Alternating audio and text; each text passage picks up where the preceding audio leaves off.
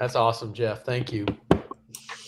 What up? It's whoa, what's going on, man? Wednesday is for wins. Hey, you know what? The best thing about this week is it's not daggone Alaska outside, and we've all been outside working and grinding and blessed to be doing it. So that's what's up on a Wednesday today, boys. What's going on? How'd your day go?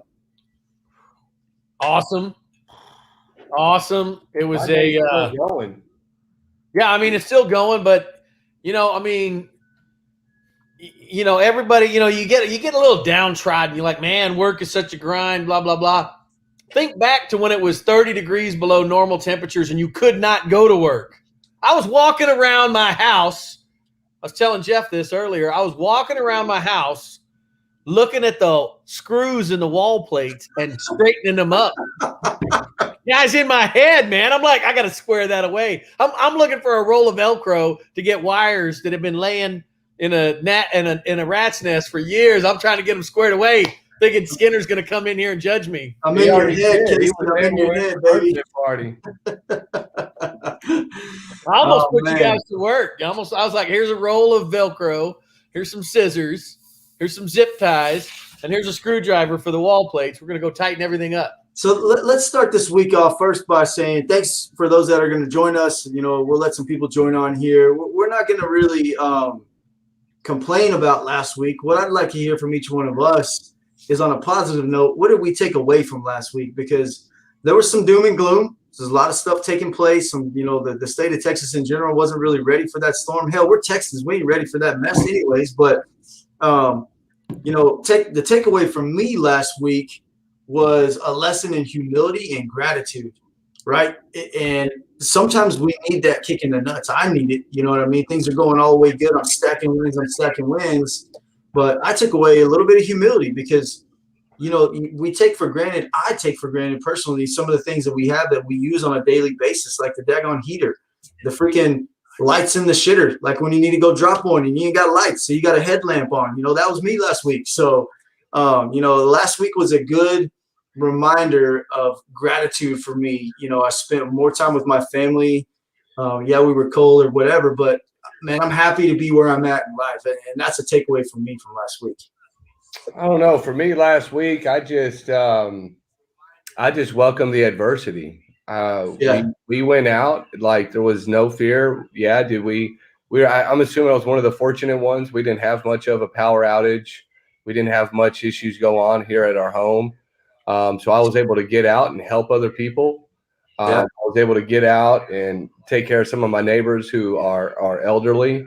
I'm definitely grateful for where I'm at in life and being part of a co-op. A lot of people tell me being a part of co-op is kind of hogwash, but I guess when shit hits the fan and you're on the right grid, like we're good to go. Yeah. But I did learn a lot, right? I did use that time as a learning phase of really understanding how jacked up we can be and how reliant we are on our power grid and how jacked up it really was. Right. And how jacked up our infrastructure is. I don't think that our government is actually pointing true north. I don't think that they fully understand their mission, vision, and value. And I think they need to do a deep reflection in respect to how they're managing our state. You're going down a rabbit hole right there, though, man. But I'm with you. I'm with you, man. I think. Yeah, it's not that I want to be political or anything, but it gave me an opportunity to fully understand that we have given so much control to a company, Encore, ERCOT, whoever the hell these people are. We've given them so much control, and I thought that you're not allowed to monopolize an industry. I thought that was taboo. But come to find out, like nobody can touch Encore. Like they are the mafia of the electrical industry. Bro, I only have one person I can get electricity from, and it's farmers. I have no other options. That's it, dude. So Casey, takeaway from last week being the Snowvid 2021. Snowvid. You know what?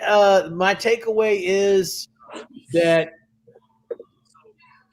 you've got to be better prepared than you are. You've got to be looking around corners and anticipating failures. And here's the thing that was really eye-opening to me. 7, 8, 9 years ago, we had something similar go down, and so I started doing things like, I got a 7-gallon can for drinking water, right? So you can fill up your tub, and you got drinking water, and you can convert it, and it has a faucet, blah blah blah blah blah. I've got cans. I mean, you can basically use it to drink, right? It's got it's got a faucet on it, so you don't have to hold up 7 gallons of water to pour a cup of water, right? And all the preps that I have, which are not that significant, are not enough. That's what that taught me. And it also taught me that things that I had been anticipating on buying, things like a gas power generator that's tied into your natural gas line. Well, the natural gas lines run on the pressure is augmented by electric pumps, which all failed out in West Texas. So the friends of ours who have natural gas generators couldn't even power their homes with their $5,000 generators because the natural gas couldn't get in here. So it was just a lesson in, preparation is key. You got to prepare. The military is always thinking about failure, and they're always thinking about loss, which is why they're always recruiting, right? People are going to get traded to the Lakers. People are going to leave. Things are going to happen, right? So they're always thinking ahead for the wins as well as the setbacks. And last week was a huge setback in a lot of people's lives. We were lucky; we never lost power, we never lost heat. But we run our heaters we really never go above 65.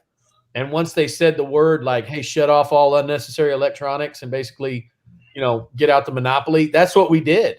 And we were lucky because we had neighbors just a block or two over, who had to shelter over here with their dog. It was like Noah's Ark here for a couple of days, guys. And, sleeping with your neighbor, their family, and it was like the Bumpus Hounds and Noah's Ark, all stuff. But it just taught me that, one, I'm thankful that I have some preps. I was able to assist neighbors because I had made preps on our end to provide. And then the other thing is, I'd never want to be in a situation where I'm at the mercy of the government and their piss poor preparation. So it taught me so am I going to buy a diesel generator? Well, because that's what we used to have in the military, right? For every electrical panel, you had a diesel generator to back it up. And then you had another one behind that. And I'm not saying every house in Rockwall County needs 2 diesels sitting in the backyard.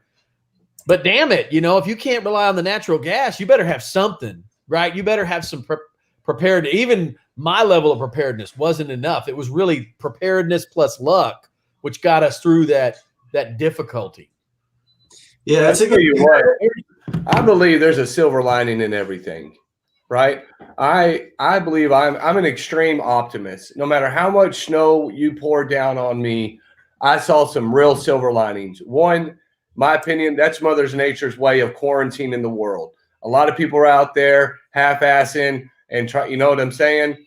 2, it let me know that there was some things that I was missing out with being away and working so much and being away from my family, right? So I took a whole week off forcefully and was able to rekindle some relationships with my children, right? Yeah. I understood that no matter how bad it got, that I was able to adapt and overcome and understand that we can do the test of time. You know what I mean? We've all been in a place where it's like where the oh shit factor was real, and we were able to muscle through it and come out better on the end, right? So that's where, we got this doom and gloom. We were froze over, but at the end of the day, there's a silver lining there. One, we all became a better community. You saw a ton of people step up and lend a hand. Nobody was asking for a handout. We were all just asking for a hand up. And that's what was important and very encouraging to me, that you saw so much love out there across the United States, across Texas. And people are always going to be Debbie Downers. There's always going to be that out there. And you got to be able to just put those people to the side and understand that there's always something good when you see tragedy happen. You know what I mean? We just have to become willing to be able to sift through the bullshit on the top so that we can see the diamonds at the bottom. You know what I mean? Hey, we got some new folks joining us. Hey, Jamie, thanks for joining us, brother. Good to see you, man. Hope you guys are doing well there. Mark McGee, thanks for joining us. And hey, we got my fellow devil dog over here, Joe Walling. This guy was he was a stellar Marine. He was a knucklehead. He always gave me shit the whole time we were together, but I'm glad he's joining us, man. But anyway, so we've got some great takeaways from last week. And I think what you guys can take away from what we're sharing is basically mindset is key. No matter what adverse conditions that you find yourself in, whether that's professionally or business related, mindset is key. So what we're going to talk about tonight is defining the difference, or defining and setting your compass to true north. And we're going to kind of go into what the difference in magnetic north versus true north is. And we won't get too scientific because we're just a bunch of knuckleheads here, but I'll start it out by saying magnetic north is when you pull a compass out and the needle goes to north, right? And no matter which way you turn, the magnet is turning you north, right? So that's something that's guiding you. What's that? Oh, sorry. Someone's guiding you to that point, right? The magnet is taking you. So true north is when you set your own path, when you define where you want to go as a business owner or leader in your company, and you pave the way for that. So I'll give it over to you guys for a few minutes, and let's just talk about some of the bullet points of defining true north and where we can use them, such as like character and things like that. Go ahead, boys. Yeah, so true north, is going to be able to tie down to your morals, to your ethics. Yeah. What your spiritual guides you, right? I believe my inner conscience, my spiritual relationship with God of my understanding guides me to the true north, right? That's how I deal with clients. That's how I deal with my family. That's how I treat my children, is I'm guided by something bigger than myself. And that's how most people get on track. And I can go a little biblical. We all know the story of Jesus where the wise man followed the North Star. And that's kind of simply what we're relating to. That is a true north. That was something that was guiding them in the right direction to make smart choices and to be doing the greatest good for the most people, right? And so that's why I got into business, was to be able to help people to provide the greatest good to our clients, right? That's why Casey's a lawyer. He's doing the greatest good for his clients, right? Same thing with Black Level. He wants the greatest sound for somebody's home, or whatever the case may be. So true north for me is how is your company being guided, and what is guiding your company in the right direction? Is it a strong moral character? Is it a strong work ethic? Is it honor, courage, and commitment? Is it the integrity that you have behind you? And it helped me to define my core values, right? So all it is a great foundation to be able to excel your company in the right direction. What do you think, Casey? Yeah. So completely 1000% agree to that. But I think I've got to, the sailor's I got to break this down in the sailor's perspective because I mean, when you're a dumb sailor and you're like your first day at boot camp and they throw this thing called a compass and a binnacle and all this jazz at you, you're like, what do I got to do? I got to look at the sun at its zenith and then multiply that by the square root of beryllium and come up with my position, or what? What do I got to do? And but the thing about true north and magnetic north is, both of them can guide you, right? But a true north is where, we have mapped out the world and we know that the magnetic poles, the North and South Pole that you use on a compass, they move around a couple of degrees a year. And some years are more than others, but it's, there's a little formula you can use if you got to use the compass. And the true north is, where we have, mapped out the world into little grids, and you can pretty much rely on that. But sometimes you do need to rely on that magnetic to help you deal with adversity, right? Things are going to change a little bit, right? So that it's kind of a double-edged sword, because you can use true north all the time to be your guide, but sometimes you need to rely on magnetic north. Now, here's the reason why you don't want to always rely on on magnetic north. Because when you're relying on magnetic north, here's something we always said in the military: adapt, improvise, and overcome. Well, if you're relying on magnetic north and you're doing all your chart calculations, all those chart calculations are off by 5 degrees. So if you're trying to go 5,000 miles, that's a big difference. That's a big difference. Like, you're going to end up in Hawaii, not Alaska, right? You know what I'm saying? Not a bad change. You do need to adapt, but always check back, right? Always check back with true north. And that, I think, is one thing to take away just from the simplicity of the concept between true north and magnetic, right? True north aligns with your core values, your moral compass, and magnetic north is, where that binnacle's bobbing and weaving out there in them 30 footers or 15 footers, or sometimes it's, just FAC, flat ass calm, right? Yeah. And that magnet is just doing its little thing, but you don't want to chart too big a course before you check back on true north. And that's where Mike was talking about, those core values that they've got to stay in alignment at all times, right? So your character, your ethics, your work and your culture, and your work ethic and your work culture. I mean, that's critical, because if you're not following that true north, you cannot present an ethical product, in my opinion, and whatever, if you agree or disagree, but I do want your feedback on it. When you completely 1000% know that the product you're presenting or the service you're presenting is in alignment with true north, it's easy to sell, because there's nothing false about it, right? It's spot on. It's the best thing to help your customer solve that problem. And that's what makes it easy to sell, because it's not a used car. I don't know if anybody, who here hasn't bought a used car, right? I mean, the guy's like, oh yeah, man, odometer's only been rolled over 3 or 4 times. It's good, man. We put sawdust in the transmission. It's going to run quiet for 30 days. You know what I'm saying? You've been in sales situations when somebody has pressed on you something you knew wasn't ethical, and maybe you bid on that hook, or maybe you didn't bite on that hook. When a bum asks you for money, right? And I'm not just trying to beat up on the homeless, right? Because we know they have all kinds of usually untreated mental health disease. But the reason why maybe you don't want to give that dollar, that $5, that $10 to that homeless person is because you're afraid they're going to use it to buy drugs, right? So that there's a better ethical sale there to help the needy, to help the poor, by giving that money to your church, right? And you don't have a problem when the church says, hey, we're passing the hat because we want to make sandwiches for Austin Street Shelter. You can get behind that, and that is not offensive to your true north, because that's an ethical sale.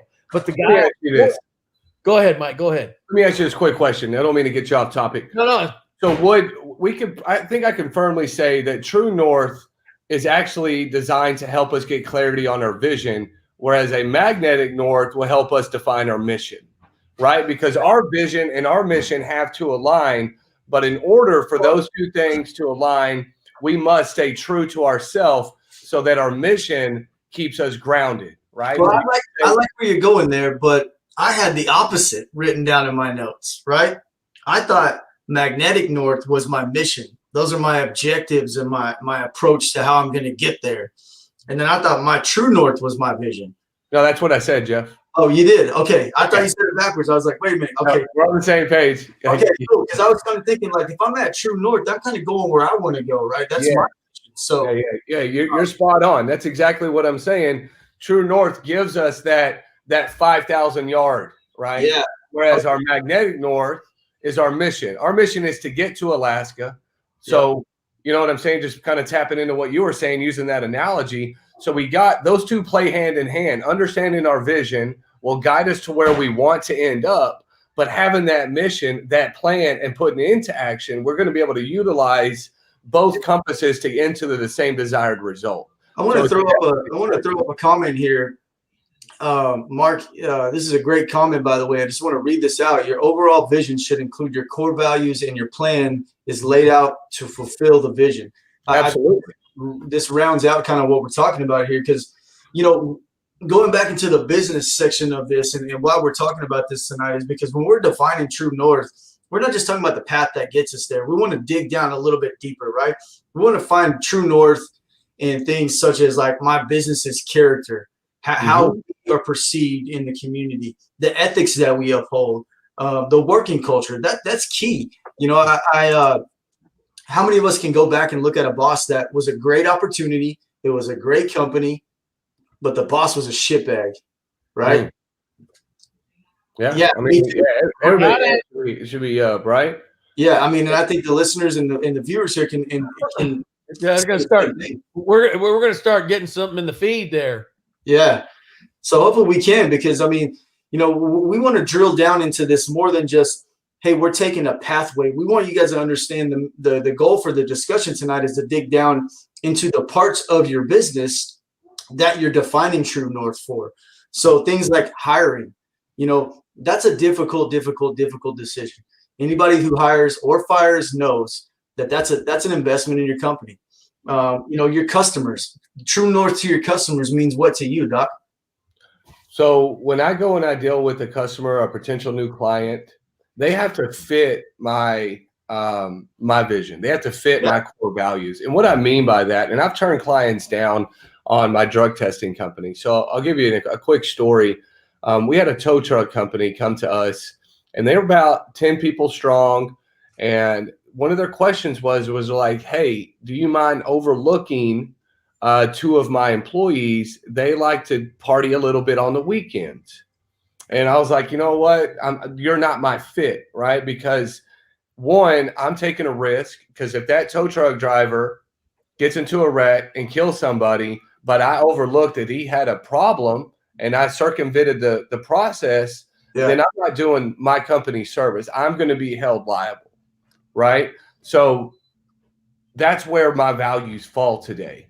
You know what I mean? You catch me 15 years ago, as when I was a teenager, my true north was freaking pointing south. Okay, I promise you that.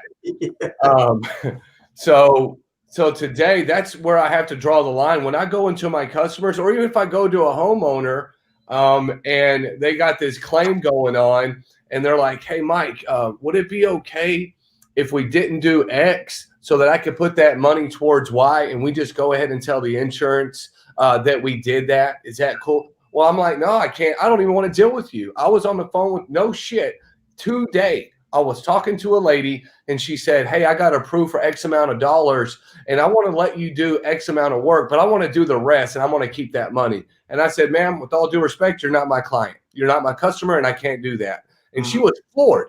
She was like, well, I'll just find somebody that will. And I was like, cool. Find somebody else that will, because once you start skirting that gray area, that black and white, once your black and white becomes gray, you're fucked. You're not going to be able to come back, because you now have a taste of what it's like, because you may get away with it, right? You may get away with it a handful of times, but one day that shit will come back on you, and it will catch you, and it will catch you with you when you least expect it. And you're going to be like, oh my gosh, I can't believe this happened. And now what are you doing? You're explaining to your wife, to your children, to your friends, why the hell is Doc shut the company? Why the hell is Doc in handcuffs? Good point, Doc. And I want to hear Casey talk on this, because I can see his wheels spinning over there. So we're talking about finding true north, right? And what you can do with your business and your vision and your mission. It's okay, Casey. So let me hit you with this one. So the business takes on that role and decides to start skirting around and trying to start being a little shady. I see the wheels spinning there. What do you got on that? Like, where does that take your business from north and magnetic north and the whole deal? I mean, I think one, if you're doing things unethically, you're going to have more than one problem.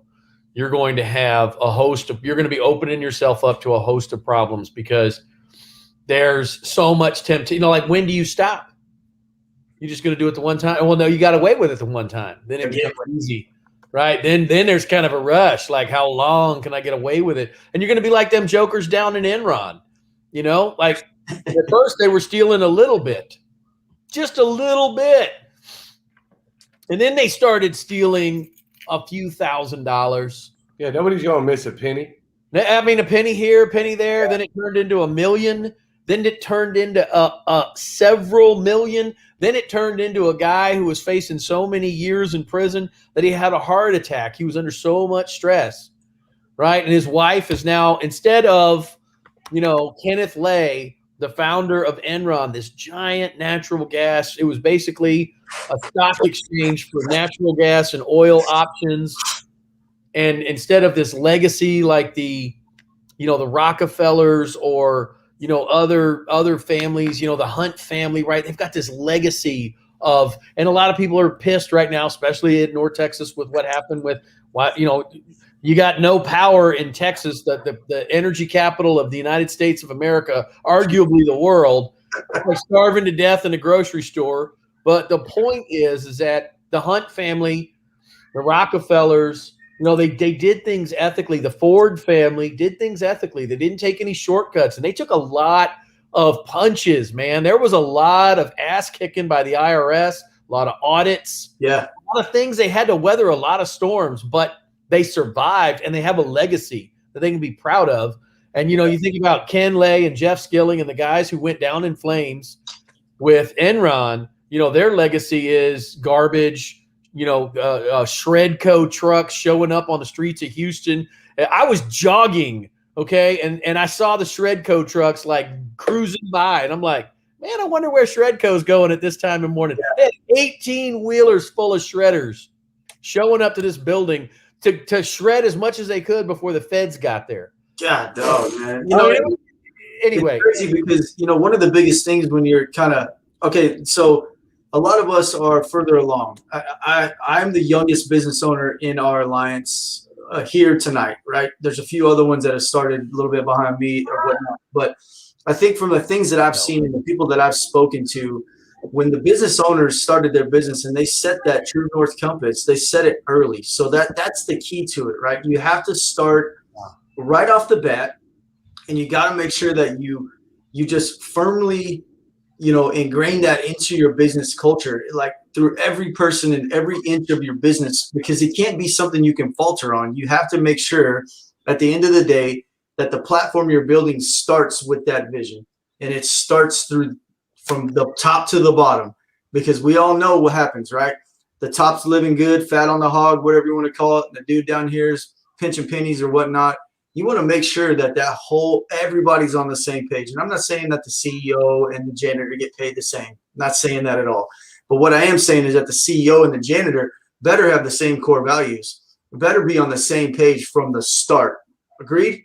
I totally agree. And I tell you where a lot of small business owners really, really kind of suffer at in the beginning years, trying to find their true north. It's because they're so, at least this is in my opinion, right? I was so obligated to make sure I made ends meet to pay the bills. I was so obligated to be successful in the view of my wife's eyes, to my business partner, to the franchise, to all of these other people. And in my brain, I'm thinking, man, what do I have to do to make it? Right. And so it's like, I'm willing to do whatever it takes to make that mighty, mighty dollar. Mm-hmm. Right. And so my brain gets confused, where it's like, well, if I just do this one time, I'll be able to make this one way and I'll be able to get it. Right. And so that's short-term thinking. So in the very beginning of my business days, I was a very short-term thinker. If I can do something right now so that I can make it to tomorrow, then it's okay. I was able to justify it. Right. And sometimes as small business owners in the very early stages of business, we're rubbing pennies together to make ends meet. Yeah. We're doing whatever we can to survive. And we say, well, if I just do it now, when I'm in business for 5 years, I won't be doing that shit no more. I won't be acting like that because I'm established. The temptation, right? The temptation. You taste that little bit of sin. Gratitude. Right? We taste that little bit of getting away, of not getting caught, and it's addictive. It's addictive whenever you're able to circumvent the system and not get caught. Yeah, right. Yeah, it's like that's when you get into this bad habit. The habits are hard to kick, man. I'm telling you right now. And if you start the company or you start a new mission within your company, you have to establish early on that compass. Everybody has to be on board, from the CEO to the janitor, because we've talked about it in the past. Buy-in is critical. When you're talking to the guy that's running your operations, or the guy that runs your procurements and your POs and your warehouse, they all have to understand that at the end of the day, we're trying to cut costs, we're trying to eliminate waste, we're trying to remove the steps from the process that are not needed to get to the same, if not a better, end result. So, man, that to me is a key component in the conversation tonight, and I wanted to make that a big point. You have to do this early on. You have to understand. It's like any trip you go on. You have to find out from day one, hey, we're going from this point to this point. Now the hard work comes with all the details in between. Okay, here's looking back when I first started, I really wish I would have had what you have, Jeff. The people that you had that encouraged you to take off and start your own business. You had people that were able to say, "Hey, knucklehead, don't do that shit." Right? Yeah. "Hey, knucklehead, that's not the route you need to be taking." Where when I started, maybe even KC is the same boat. When I started, it was, "Hey, Mike, you better go out and do what you got to do. You better knock on 1,000,000 doors." I did not have a mentor. I didn't understand how important it was to be able to talk to somebody that has done it before me and say, "Hey, Mike, I know it's tough right now to say no to that client, but it's going to behoove you 5 years from now that you said no to that client, because that's not a good one," right? Because in the beginning, we're chasing that dollar bill. We weren't chasing relationships, right? We were chasing money. And a lot of times we get caught up in that rat race of money. Well, the money's going to end, but the relationships don't. Because if your vision is in line with your mission and you gain relationships, then the money and the success is going to follow suit. No, you're spot on, man. And I think looking back on it, I'm extremely humble and grateful to be in the position I am, not with my business, but with my business, but building my business with guys like you and Casey and, some other people that I've leaned on, because yeah, man, I've been able to go to even you guys and say, "What about this? What do you think about that?" And, I think if we can throw a shameless plug right here, that is exactly why we do what we do right here at the Patriot Business Alliance, right? So these knuckleheads, who, like, we call them the OGs, and the triple OG over here, Casey, can sit down with guys like me that are the young bucks in the industry or in the business world and say, "Don't do that shit, man." So if you're watching, share this video. Somebody out there, I guarantee you, needs to hear that one little sentence right there that says, "It's not just me. All business owners go through this, and this is why I need an alliance." Yeah. Yeah, I'm telling you, 1,000%. And, money and relationships matter, but also making sure they're the right ones. And I want to touch on a few things that both of you said real quick, okay? Had a real scary lesson from, and I think I've told y'all about this before, but there was a buddy in high school. He was one of my best friends during my junior and senior year. And, if it weren't for work co-op and the ability to leave at lunch every day, I probably would have never graduated from high school. But his dad was a really prominent and well-respected lawyer in Houston. And when I came back to Houston, I had just a little tangential connection with him. And, he would give me a boy, go to college, go to law school, use that GI Bill, do something good with your life, blah, blah, blah. Later on, man, his law firm got in a big fight with the IRS, and he came up on the losing end of that. And, it's that temptation the doc was talking about, right? Cutting a corner here, cutting a corner there. That audit didn't go well. And the obsession for money and perhaps bad relationships out of a desire, right? Like, I'll take anything. I'll do any job because I got to keep the lights on.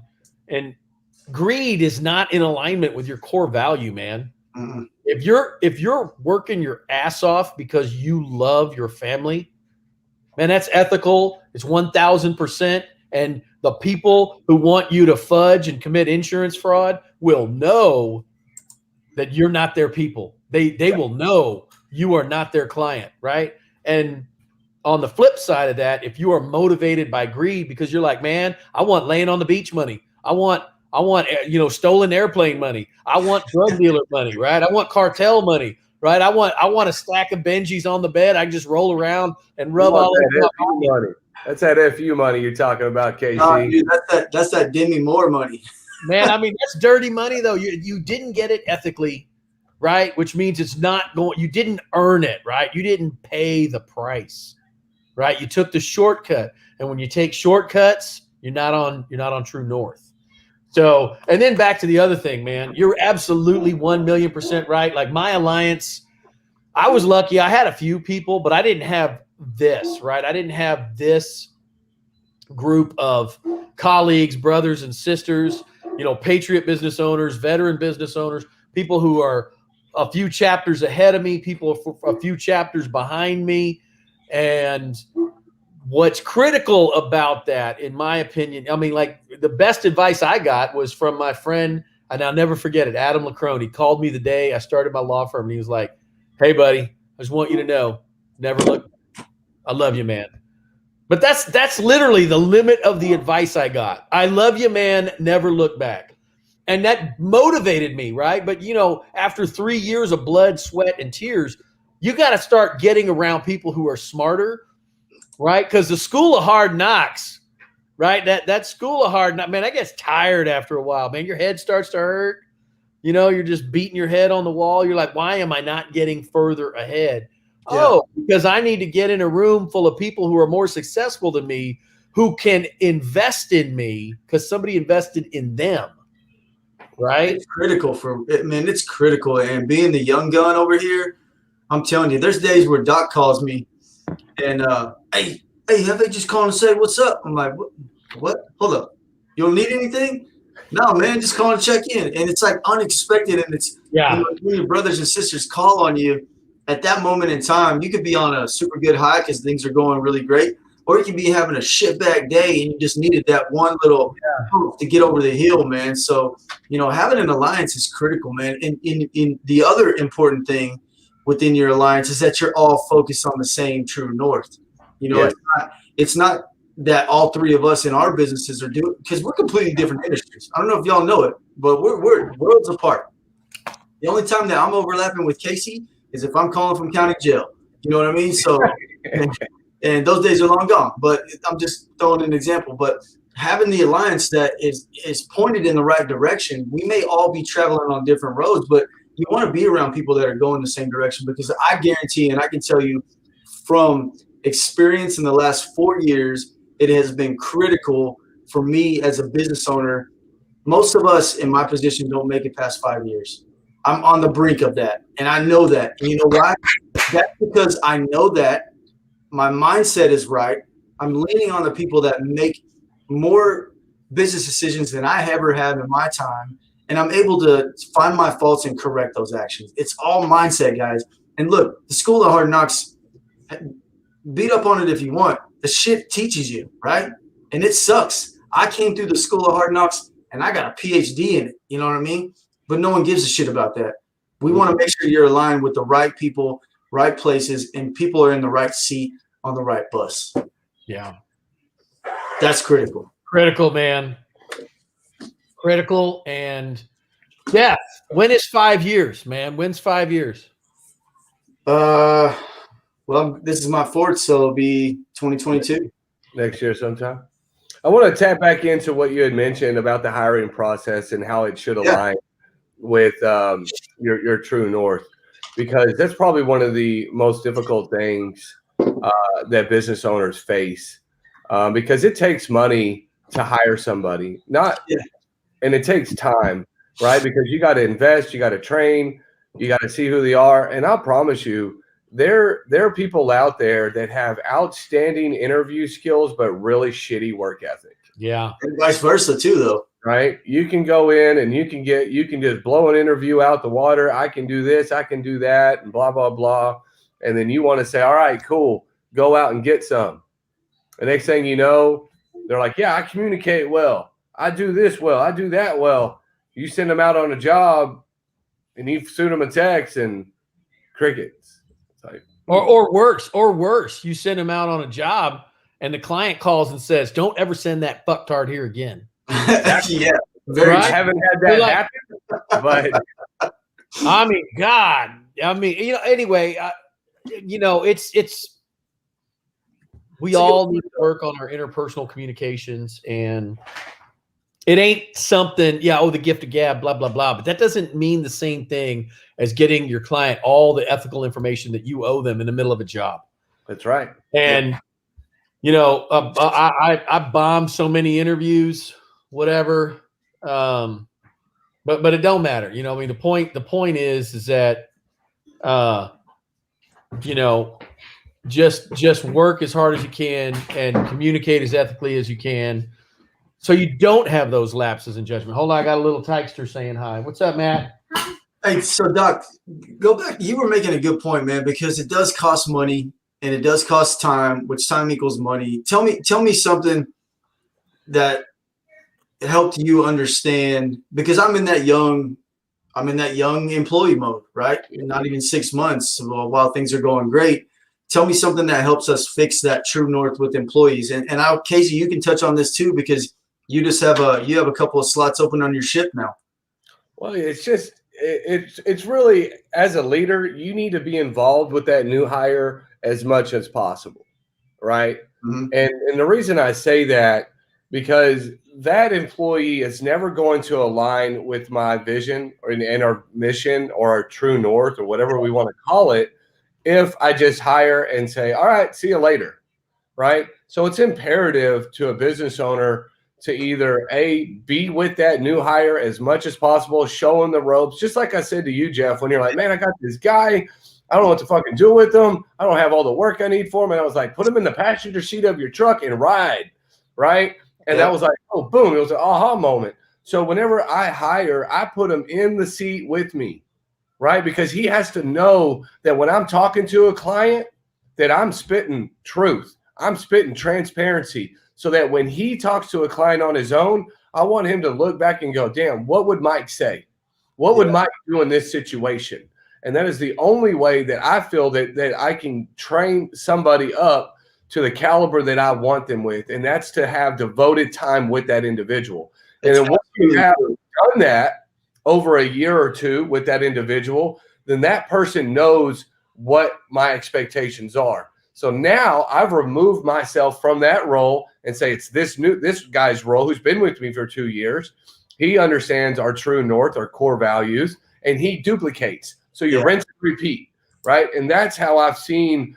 That's how Coca-Cola is where they are today. That's how these larger successful corporations is, because whenever they hire somebody, they go through a 6-week training process where they're with somebody. They're holding that person's hand every step of the way so that they form the habit that the company wants them to form. You're aligning yourself and your true north in your business with that investment called the employee. Right.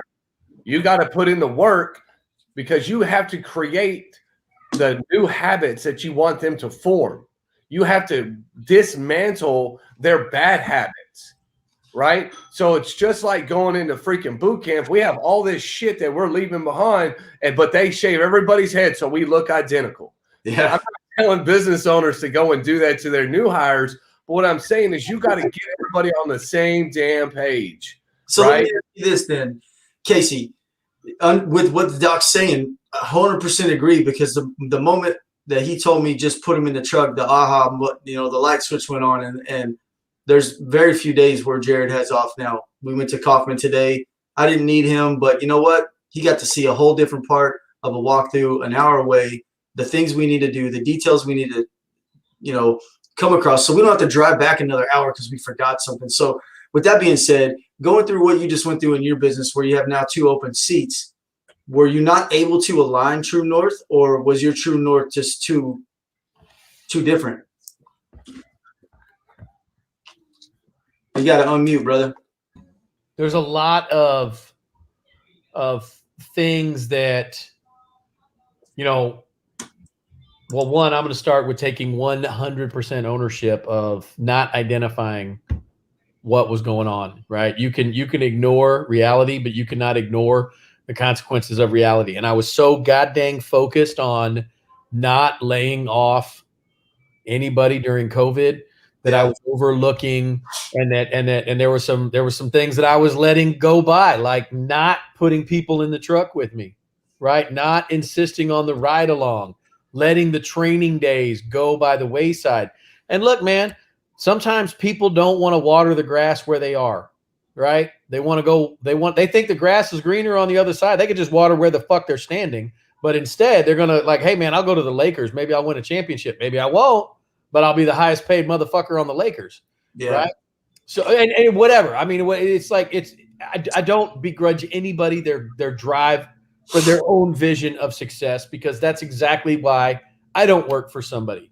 But that's another thing you need to, Doc is absolutely right, man. Think about, the Denzel Washington movie Training Day, or the original movie Cops, right? With Robert De Niro and Sean Penn, right? It's a ride along. How are you going to train Colors? What's that? Oh, Colors. Yeah. That movie's Colors. Like, bad.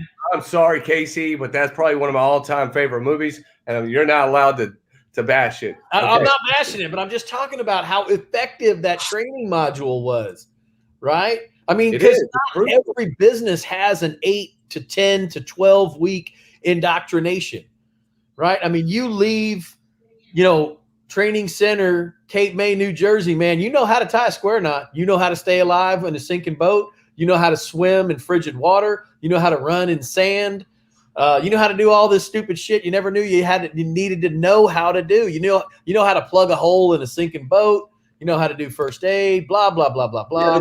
Yeah, so much past that 8 week to a year. Yeah. I told my guy, I said, look, man, give me 1 year. Give me 1 year. I'll make you the best AV technician I possibly can with almost 20 years of experience. Shut your suck, get in the truck, and let's roll. Give me a year. I promise you I'm going to give you everything I have. Yeah. That to me is the only way to do it. Yeah. It's so important, man, because I was that guy that in the beginning where I would hire somebody and I would say, hey, this is what I need you to do. Go do it. Yeah. Go do it. Yeah. And then I get a phone call from the client. Hey, man, why isn't this done? And it's my fault, right? So I had to hold myself accountable before I can hold somebody else accountable. Without question. Learn that same lesson. Myself as a business owner of what are my real expectations. And that was a hard, tough look, man. You know what I mean? I'll be frank with you guys. I had an underlying fear of peeling back the layers of that onion. You know what I'm saying? Like, I had tears in my eyes, like, oh shit, maybe I'm not cut out for this. Maybe I'm not supposed to be the business owner that I'm supposed to be. Yeah, but it also helped. There was freaking all this other negativity, vibe, and energy that was coming through because I was failing myself. It also helps you learn, right? Because as a young business owner, let's face it for what it is. Sometimes you're just figuring it out as you go. Especially in your shoes, where you didn't have guys like I have, and you guys in some of the circle that we have. But you also were able to step back and really understand what you wanted and what your expectations truly were. Now you were able to set up for growth and kind of downshift and move forward a little bit faster in the road, because now you know what's going on. So you kind of reset, like we were talking about, establishing early. At least you got it early, right? Early's a relative term, but you know what I mean. Yeah, but hang on. I mean, but I tell you, but once you get right, and once you have clarity, and once you understand the process and the system, and you know what your expectations are, and you don't falter one way or the other, like in the last 3 years, I have tripled the amount of growth than I have in 7 years of being in business. Because that means you're doing it right. What true north really is. Yeah. My fucking compass was, you know what I mean? I was shooting from the hip. I was slinging whatever you needed me to sling. I was selling whatever you needed me to sell in order to get to what I thought was success. Right. And today, the definition of success today is completely different than what the definition of success was on day one of opening up my business. So, Casey, would it be safe to say that in the journey of a business owner or in a leadership position that has the effect to make the change, can you continually adjust to your true north, or do you have to set it and forget it? Well,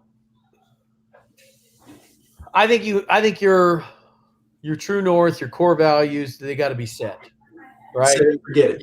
You got to set those. You got to set those. Now, you've got to do things better than,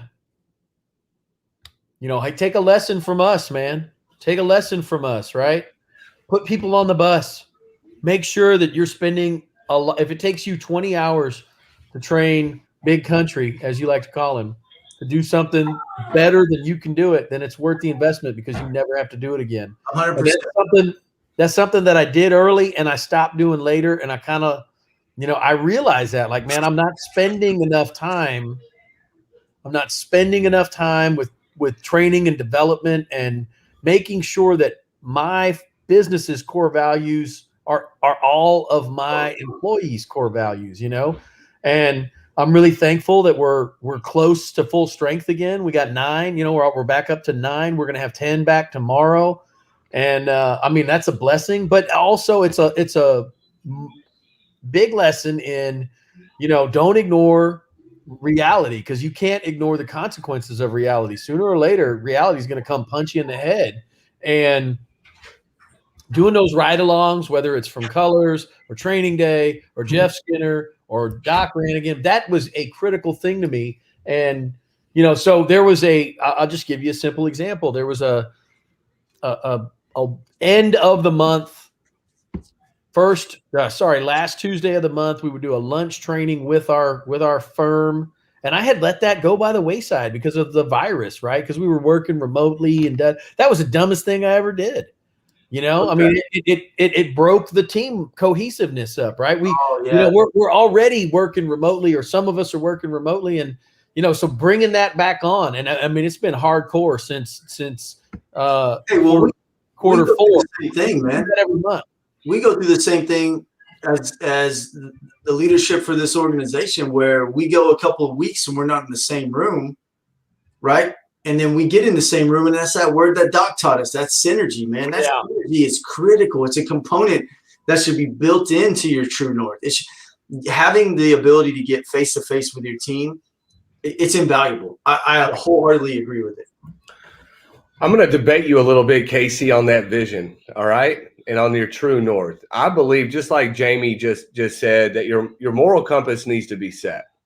But with light vision, your vision can always become more clear. Yeah. Right?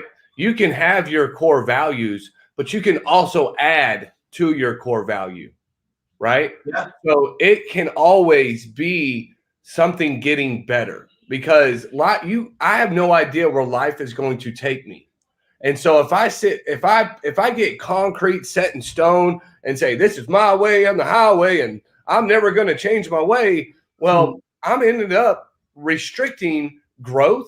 I'm restricting potential new hires. I'm putting restrictions on my business because I'm failing to make change, right? And because I have no idea if there's a fucking glacier in front of me going true north. I may need to adjust a little bit to get out of harm's way.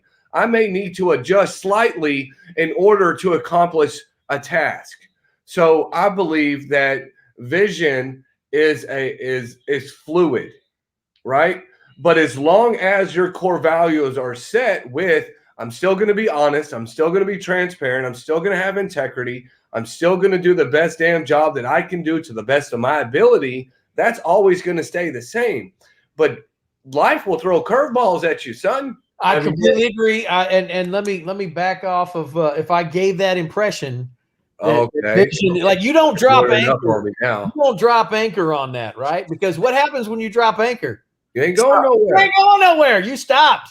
And your competitor, he's going to keep on steaming right past your anchored ass. That's right. You might have a swim call. You might even be able to kill a shark, but you are not going to get where you want to go, right? Yeah. But it's okay to drop anchor from time to time, I think, because I dropped anchor right after December, right into January, that's kind of my little section where everybody's recouping from their Christmas spending and whatnot in the AV world, right?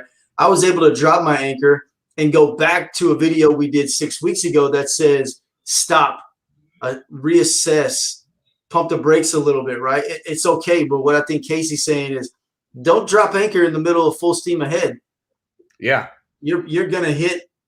It's going to be an abrupt stop. And you lose your momentum, you lose your energy, your synergy, your team growth. And that's what happened.